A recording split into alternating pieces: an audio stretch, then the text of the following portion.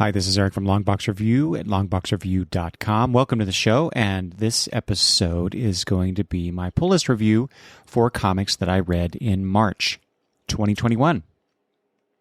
So I didn't actually read a whole lot of comics in March, at least not printed comics, because most of March, actually all of March, no, pretty much, no, it was most of March, is when I was quarantining for a couple weeks, then visiting my daughter for a couple weeks. So I did not get to read too many comics while I was away doing that, but I did manage to fit in a few things. And so today I'm going to talk about 9 different things that I ended up reading.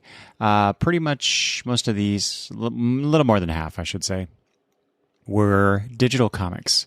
So in the evenings when I would go to bed before I fell asleep, I would read a little bit of these digital comics.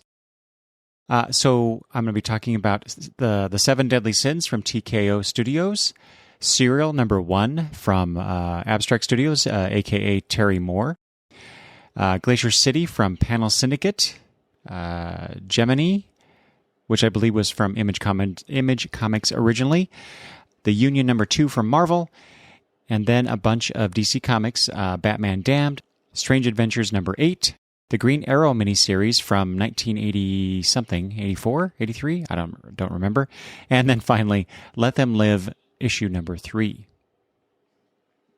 So first up is the 7 Deadly Sins, like I said, from TKO Studios.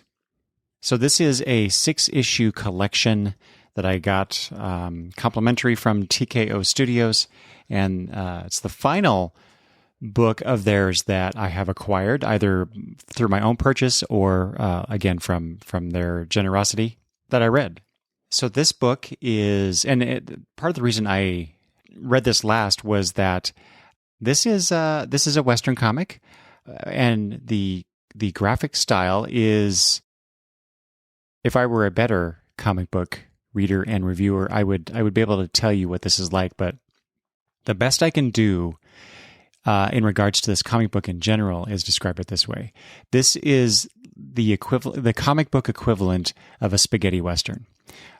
Just the look of it, the setting, the characters, just the exaggerated style of the art and the characterizations, it just reminds me a lot of a spaghetti western with a lot more blood, because this is a bloody book. This is not something you give your kids to read unless you want to give them, nightmares. So, but I think it pretty well reflects the violent and bloody past in American history. So, in the Wild West, I should say. So, here's the back of the book blurb for the 7 Deadly Sins. 1867, the Wild West: a kidnapped child, a fallen priest, a deadly crew of death row criminals led by an African-American outlaw who embark on a bloody quest of redemption and revenge to gain what they've searched for their entire lives: freedom. And so I read these 6 issues, these 6 slightly larger than normal comic book size issues, and was quite surprised, actually. I quite enjoyed the story once I got past like I said, that kind of like that spaghetti western style comic book art. I don't know how to adequately describe it.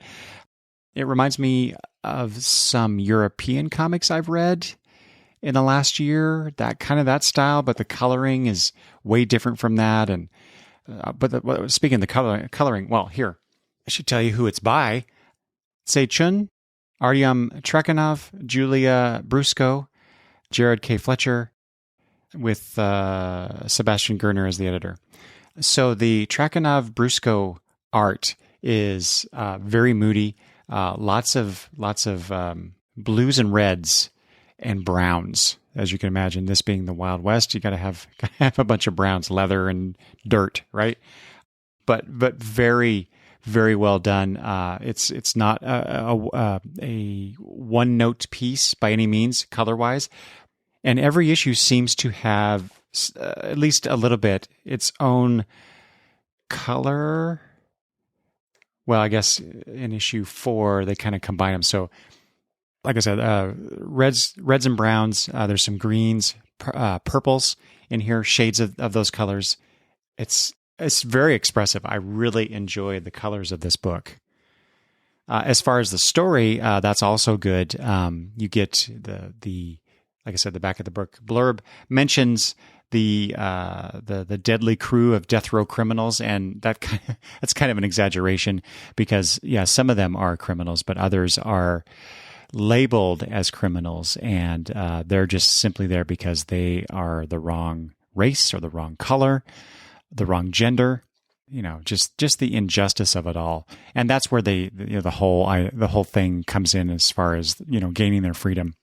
So they are being transferred, this group of people, basically to be executed when they arrive, and so they try to escape, and they're being pursued. So it's a typical plot in that way, but in terms of the characterizations and who these individuals are, that's the compelling part of this story.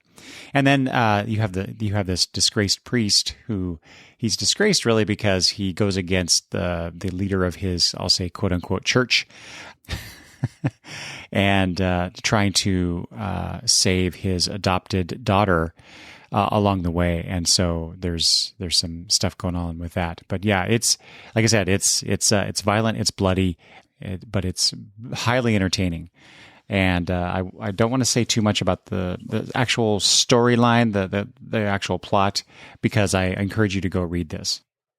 All right, next up, Serial from Terry Moore, Abstract Studios. So this book features Zoe from the Rachel Rising series, and then the later 5 years later, I think it was, she was in that. Was she in another one I was thinking of? Anyway, it's very interesting. Terry Moore, besides having a beautiful art style, and I've talked about his work before, but I love it. He can be very playful, I'll say, with his storytelling. Because the majority of this first issue, just a smidge more than half of this book is featuring this character who is called Kendall by this guy at the beginning. And we get a lot of silent pages. There's no dialogue after, so the first 6 pages, there's some dialogue. And then the next next 7 pages they're all silent. So that very interesting. And that's when we get to, so page 14 is when we actually are introduced in this book, at least, to the character of Zoe, but it's a dream Zoe. And it's the next, 1, 2, 3, 4, 5 pages is this dream, this comical, bloody. It's kind of a theme with some of these comic books, I just realized. This bloody dream sequence where Zoe, and if you don't recall Zoe from Rachel Rising, she was a 10-year-old girl who was possessed by, I think, the demon Malice in that story. Anyway, she has this skill of being able to murder people in very bloody ways. For a 10-year-old, it's amazing. Obviously, she is not your typical 10-year-old, and this story is no different in that, because at the beginning of the story, the character of Kendall allows this guy to fall to his death. That's all I'll say. And then goes, and she's not who she appears to be. She's wearing a wig, and she changes and then drives off. And then as we switch to Zoe, like I said, she's not your typical 10-year-old. She gets a call from the wife of the guy that Kendall allowed to fall to his death, because the police suspect that the wife had something to do with it, and she calls Zoe. And now I have read all of Terry Moore's books, and while I agree that Zoe is a breakout star, and this is why we're getting I believe a 10-issue miniseries featuring Zoe, never once was she a gun for hire, so to speak, as she appears to be here. So I'm very, very intrigued where this is going to go. What is this 10-year-old murderess? How is she going to help this poor woman? And then, what What does this story have to do, or what is this? How is Zoe going to deal with this Kendall girl, or whatever her name will be, because it won't be Kendall. So yeah, it's very, the plot anyway is very interesting to me. I can't wait to see where Terry Moore is going with this. And of course, as always, his art is sublime to me. Like I said, the only weird thing about Terry Moore is he likes to have fun on the page, and that dream sequence is drawn in a very comic strip style. Think Charlie Brown meets serial killer, and then you might have an idea of what this dream sequence is like.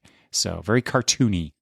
And so sometimes that throws me off a bit, but it makes sense in this context. It's done very well. But so yeah, very, very, very good stuff here. All right, next up is Glacier City from Panel Syndicate. So this is that website where you can pay what you want for the issues, the comic books that they release. And Glacier City is by, and this is why I bought this book a while back, actually, but I just got around to reading it. This is by Jay Faerber, with art by Michael Montanut, and colors by Simon Goh, letters by Thomas Maurer. And I bought it because of Jay Faerber, because I love his work. I think I now have everything that Mr. Faerber has put out, either digitally or, of course, in print version, because I love his stories. I love his storytelling. In fact, one of the other books on this list, Gemini, is also a Jay Faerber book. And then preview for the next pull list review for April Comics, I started reading his Copperhead, continued reading his Copperhead book from several years ago from Image Comics. Anyway, but Glacier City is this 40-page PDF that I bought from Panel Syndicate. And it's actually a 50-page file, but really the comic book, the story, the content is 40 pages, and then you get, with the cover and the back matter, you get 50 pages, and you can pay what you want. Even nothing at Panel Syndicate, which I don't recommend that. I think if you're paying $0 for these books, then that's wrong. You shouldn't do that. You should pay what is fair, I think. But this Glacier City follows the police chief in this sleepy little town in Alaska. What's it called? Glacier, I think. Yeah, Glacier, Alaska. Population 715, and they do show a welcome to Glacier road sign, and someone has painted on it Glacier City. Which is obviously where they get it. And this is inspired by a trip that Mr. Faerber and his wife took to Alaska. They went to Girdwood, Alaska, which is just outside Anchorage. Oh, that's where he got the name Glacier City, because the town's original name was that. But he says here in the little one-page explanation of the story or whatever, that he didn't base this comic on Girdwood. He based it on a town called Whittier. And then one of the elements that is actually mentioned in the story, in the Glacier City story here, is that you have to drive 2 miles through this old train tunnel to get to it. So basically, what that inspired Faerber to write the story, because of the isolation, the starkness. This is a place I would never want to visit, only because it's cold and snowy. And I hate both things, but the story is excellent.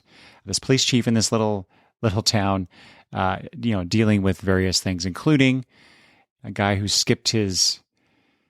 Oh no, I guess there was an arrest warrant out for this guy. So that's how the story opens up, and then there is a murder mystery that turns up here that he has to deal with, and also the arrival of his ex-girlfriend, I guess, who is now the fiance of one of the crime brothers that's involved in this story. So very well done.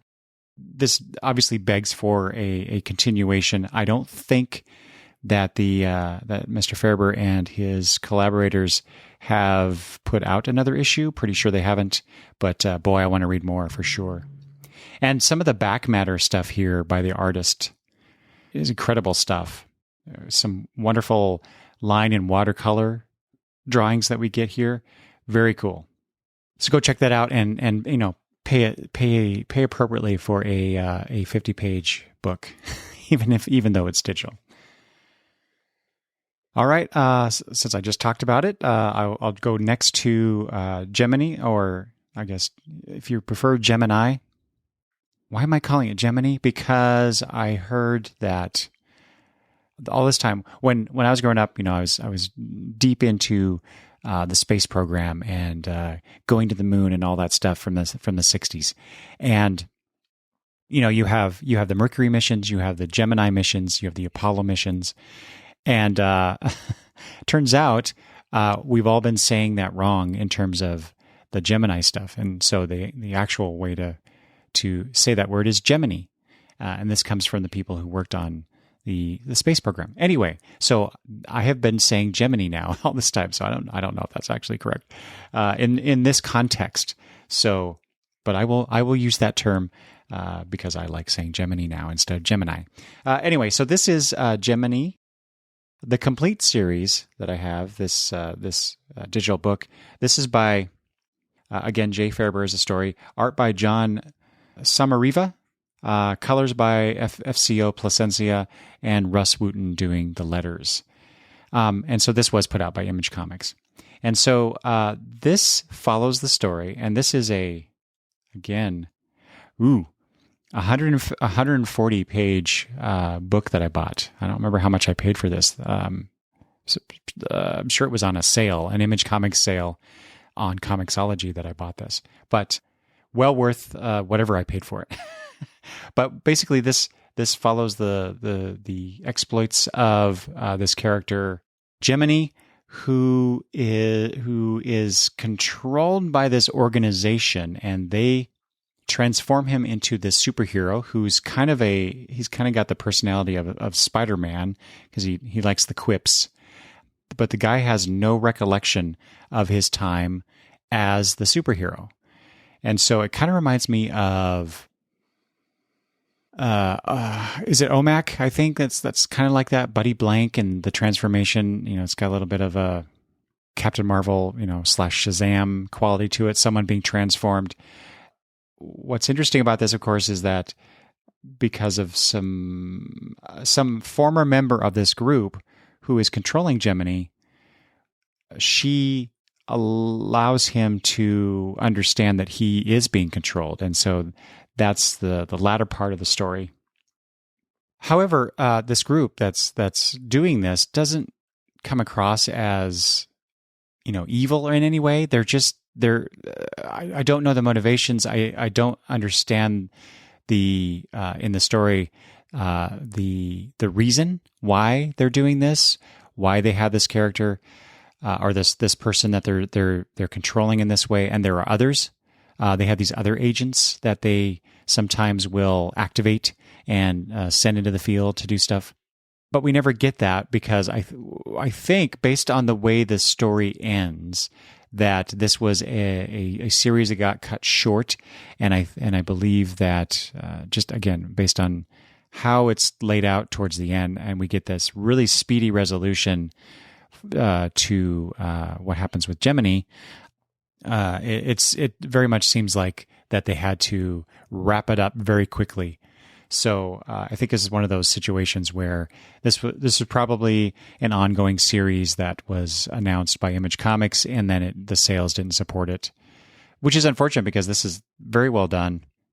And you get this Gemini himself, for example, as this really cool design where it's a red, white, and blue suit, but if Gemini is the twin, right? In the astrological sense, and so they've got this duality in terms of the costume design, where one side's blue and one side's red, but then you got some elements that are the same on both. So it's kind of like a split personality. Oh, let's see what they did there. So I wish there were more of this, so we could have seen what happens next, why these folks who work the control room, for lack of a better term, why they're doing what they're doing, and get into some of the world building that they were unable to get into. Not so interesting, at least from a storytelling standpoint, is the next book, The Union Number 2. Because pretty much the entire issue is dealing with the whole King in Black stuff. One of the members of the new group becomes infected by and taken over by, I guess, I really don't understand the whole King in Black thing. And so they have to deal with that. And in the end, basically everybody... Spoilers, everybody walks away from this new group, except the government tells the new Union Jack, it's your job to get them all back. Otherwise, we're going to throw you in prison. So it's a bit comical in the overhanded way in which they approach this. Anyway, lovely art, though. I do appreciate the art. Lots of really interesting panel shapes in the first 2 issues of this book. And the colors are wonderful. I'm very intrigued, as I talked about with issue 1. I'm very intrigued by these characters. Unfortunately, everything is overshadowed, eclipsed by the overall plot with the King in Black stuff, which is just really unfortunate. All right, now let's get into some DC books that I read. I'll start off with Batman Damned by Brian Azzarello, Lee Bermejo, Jared K. Fletcher. This was a 3-issue, I think, Black Label book? Yeah.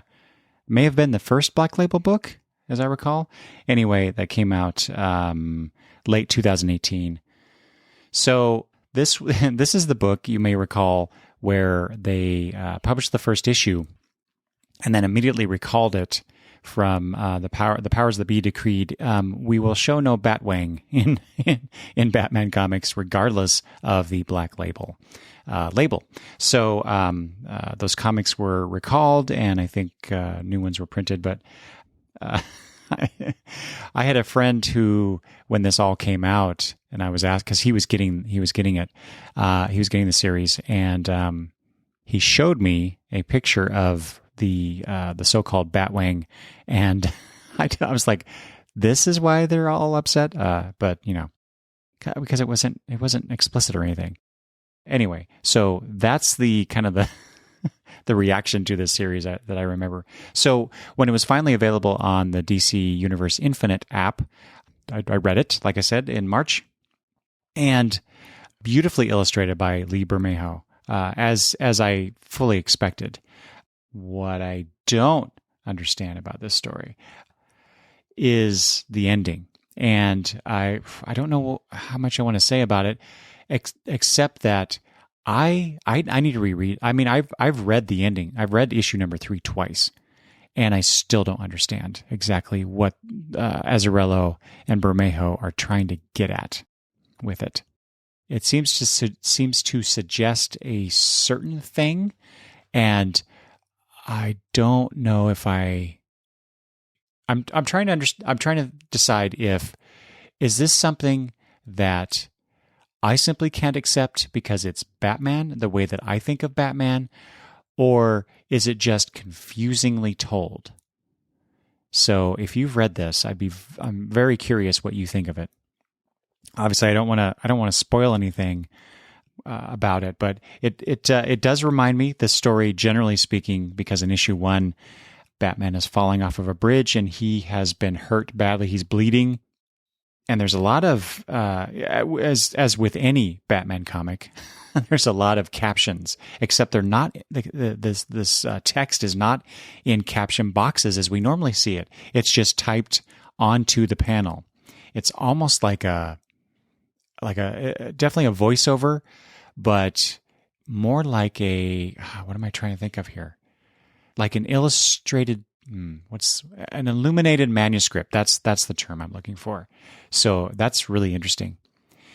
And there's some supernatural stuff going on here. John Constantine shows up in it. There's this creepy young girl with glowing eyes and gray skin that shows up supposedly throughout Bruce Wayne's life. Or is it just a dream that he remembers or is being constructed because of his situation? So it's weird. It's definitely a you got to read this more than once story if you're so intrigued. But if nothing else, you should definitely take a look at this just from the art standpoint.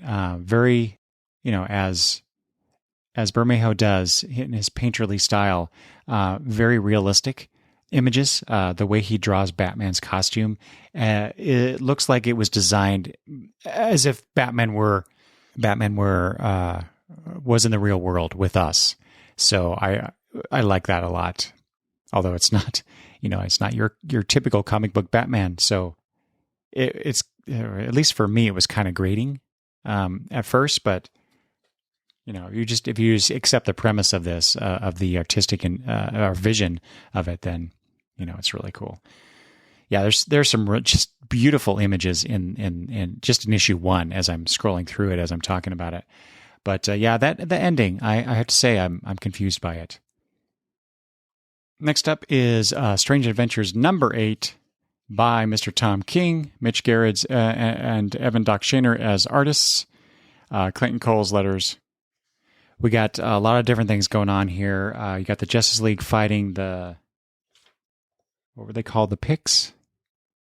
The alien race that is invading Earth, that has also had invaded Rann and caused a lot of damage and death, destruction. And then you've got these other, as Tom King always does in his stories, a few different timelines going on here. We do get this beautiful little short scene between Adam Strange and his daughter, Aaliyah. Just wonderfully done, I think, by Shaner. I think that sequence is done by Shaner. The Justice League does manage to capture one of the aliens, and basically they're just trying to figure out, you got Batman and you've got Mr. Terrific interrogating this alien, trying to figure out, what they're after, why they're doing this, etc. And basically they're like Adam Strange. We do get the reveal from the alien that Adam Strange slaughtered my people without honor or dignity. It says there was no war on Rann, there was only genocide. And so, that seems to be that has been suggested in the first 7 issues, that there was more to this Pict War than Adam Strange was letting on, and so now we get that reveal, and the issue ends with Adam Strange, I guess in the past, going off to a camping trip or just some little outing, just him and his daughter. And there's this beautiful splash page of them holding hands, walking into the sunset as they go off out into the wilderness on Rann, I believe. And she says, "I love you. I love you, Daddy." And the next page, the last page of this, is Adam Strange saying, "Love you too, sweetie," but his eyes are just dead. And there has been this mystery all along, what happened to Aaliyah, what happened to Adam and Alana's daughter. And boy, if they go where I suspect they might be going, I will be very upset with this story. But so good, beautifully drawn. I really dig this story, and I've never been that big of an Adam Strange fan. So that's the wonderful thing about this. So yeah, I'll be very curious to see how how these next 4 issues unfold and what is revealed in this story. All right, here we are in the home stretch. I got 2 more books to talk about, and the first one is that Green Arrow miniseries from 1983. This is by Mike W. Barr, Trevor Von Eden, and Dick Giordano as artists. John Costanza letters, and Tom Zucco as the colorist, at least on the first issue. And this is a mini, one of those early to mid 80s DC Comics miniseries that I had never read. Which is interesting because one of my best friends, Travis, is a huge Green Arrow fan, and I was just trying to read more Green Arrow because of how much he enjoys that character, and the fact that Trevor Von Eden and Dick Giordano got together and did this book. I'm surprised I haven't picked this up before and read it, because while I always wasn't a fan of Von Eden's work, I came to appreciate it the more I saw it. And the fact that Giordano was helping do the art. It says those two are the artists, but I have to assume that Giordano did the inks for the most part on this. So, and I adore Giordano's inks. I think, however, that Giordano may be... what's the right word here? Suppressing? No. Toning down Von Eden's expressiveness, or at least the expressive art that I'm used to or familiar with from Von Eden. That's not to say that there's nothing wrong with it. It's just I can see. This is one of those times where you can definitely see the influence, or at least the result of the inker over the penciler. But anyway, this is Green Arrow, who the story basically is that a friend of Ollie Queen's dies and leaves him basically her what's left of her fortune, and he becomes the head of her company. And there's some shenanigans going on involving her company. Like I should say Ollie's company, and so he's trying to get to the bottom of it. So it's basically this 4-issue mystery, and it just goes to show that Ollie Queen is no Batman, because he just kind of stumbles and bumbles his way through this and makes a lot of mistakes. But that's okay, because I like that contrast. Anytime you see this a lot in superhero comics, where the main character, the protagonist of the story, has to deal with a mystery, because those are fun types of stories to read, I guess, because we get a lot of them, and they seem to do a good job at figuring out who done it, basically. But not everybody thinks like a writer thinks a detective is. So it's refreshing, in other words, to see that some superheroes are not cut out to be mystery solvers. But he, in the end, he does work it out, and with a little help from his friends on a few occasions. It's been a while since I've read this, but as I record this, but I think that Ollie, we get to see Green Lantern, Black Canary's in here. I want to say somebody else, but I can't remember now. And since this is a digital book that I'm reading on DC Universe Infinite, I don't want to scroll through all 4 issues again. I will say, back to the art, there was a few times throughout the book where the art was just really interesting, and more so for the panel layout on the page than anything else. I'm looking at issue number 1, page 19, which is so nice, because back then they actually were page numbers on the pages, and they kept that in the digital edition. Anyway, so here's this one page 19 where there's a fire, and there are people there. Ollie's going to help them as Green Arrow. But anyway, on this page there are 8 panels, but they're arranged in such a way that it's really cool. We got this top left panel that is angular, and one of the corners points to the right, which leads you to the second panel.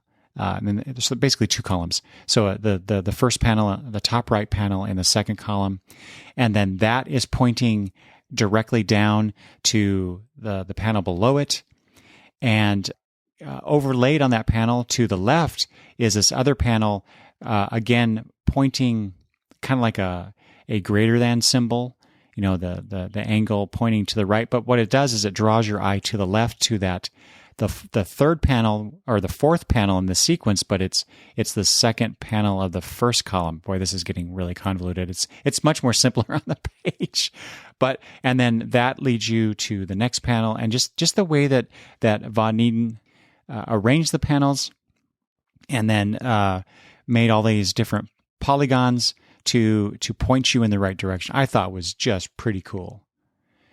And then we get that a few times, actually. There's a bunch of panels on page 21. They're less angular and more not square. What's the other word for a square-like shape? Anyway, but they're overlapped, and the way that they're overlapped brings your eye down through the sequence of panels, which is really cool. I really like that. Anyway, if you haven't read that Green Arrow miniseries from 1983, I suggest it if you're a fan of Green Arrow. And of course, Green Arrow is having his 80-year anniversary here. Is it this year? It has to be, because DC Comics just solicited the 80th anniversary special that I saw in the DC Connect. So, this would be a good time for you to read some Green Arrow. All right, and then finally, I have a Batman tale from Let Them Live #3. This is a story called Flesh Made Word by Scott Bryan Wilson, who's the writer. John Paul Leon is the artist. Dave Stewart did the colors. Darren Bennett did the letters. So this was really interesting. This was a very wordy Batman story. Most are, but oh my God, the amount of words on each panel as Batman is narrating for us is impressive. And then there's a few scenes of dialogue where it's just it's Batman and the character that becomes known as the Bookbinder talk, and boy, they talk a lot. But what's wonderful about it is the way that the artist and the letterer worked together to tell a story, show a sequence of images that is, while somewhat crowded on the page in terms of the letters, it doesn't detract from the visual storytelling at all, I don't think, anyway. And in fact, because this is a story about books and words and stories, it's a murder mystery set in a library. The fact that there's a lot of words on the page actually, I think, makes it a better story in a sense, or at least it works in its favor because of that. So there's a couple more things about this. The way that Batman is portrayed in this is a little odd. It's not a Batman I've really read this version of too frequently, or maybe at all. Let's see here. Yeah, so here's a page of dialogue where Batman is going after Bookbinder, who, well, I don't want to say what Bookbinder has done, but because that will spoil it. But so Batman allows Bookbinder basically some time to try and get away, and then goes after him, which is, again, that first of all, that's just odd to me. But then he starts calling out to Bookbinder, and that's on this page that I mentioned. What did you dream of last night? I hope it was puppies and kittens, laughing and sliding down rainbows into cotton candy. I mean, this is not a Batman that I'm used to reading. Later, after he catches up to Bookbinder, he says, "I've always been a man of learning.